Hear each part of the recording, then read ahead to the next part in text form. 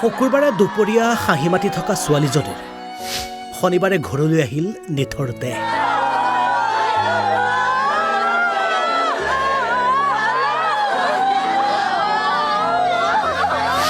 কান্দোন আৰু কেৱল কান্দোন।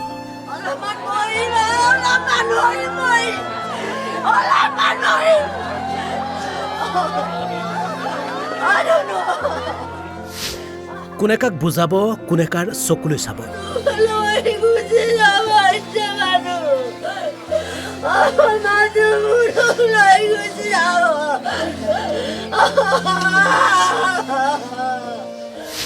এক অসহনীয় পৰিৱেশ।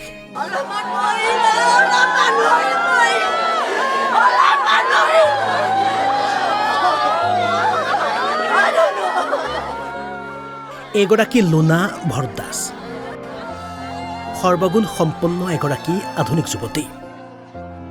অন্য 10 গৰাকী ছোৱালীতকৈ বহুগুণে পৃথক আছিল এগৰাকী লুনা ভৰদ্বাজ।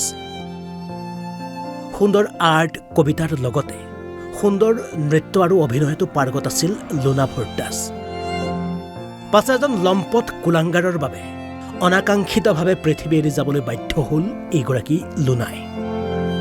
আৰু অৱশেষত GMCHত মৰণোত্তৰ পৰীক্ষাৰ অন্তত নিথৰ চেঁচা শৰীৰটো কাৰোবাৰ কান্ধত উঠি অন্তিমবাৰৰ বাবে লুনা উপস্থিত হ'ল নিজৰ ঘৰত।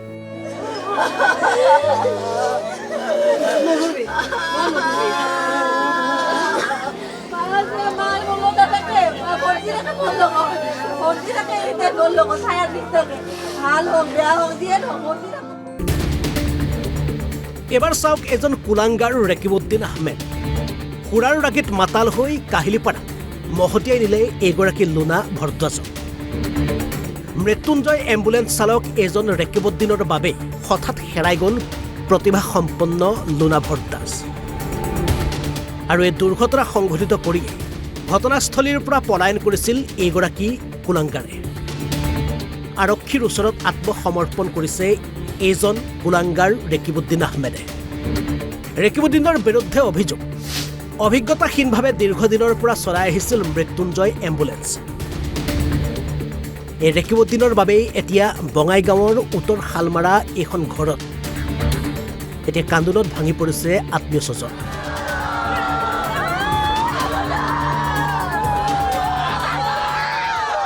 মৃত্যুঞ্জয় সেৱা, সেই মৃত্যুঞ্জয় সেৱাৰ লগত জড়িত যিসকল কৰ্মচাৰী থাকে সেই কৰ্মচাৰীসকলে আচলতে আমি অভিযোগ পাইছোঁ যে তেওঁলোকে সুৰাসক্ত অৱস্থাত আছিল।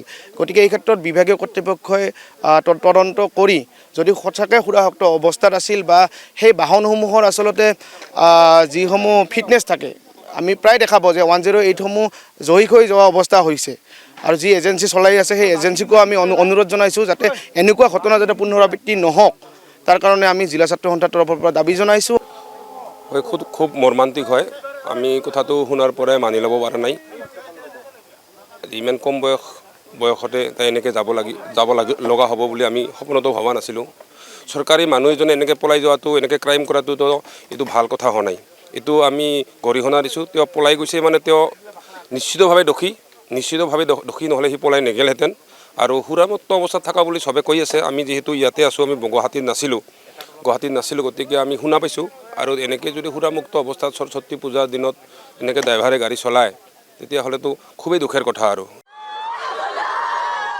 বঙাইগাঁৱৰ পৰা বিক্ৰম ৰঞ্জন ৰয় আৰু ধনবীৰ সূত্ৰধৰৰ ৰিপৰ্ট, অসম লাইভ 24।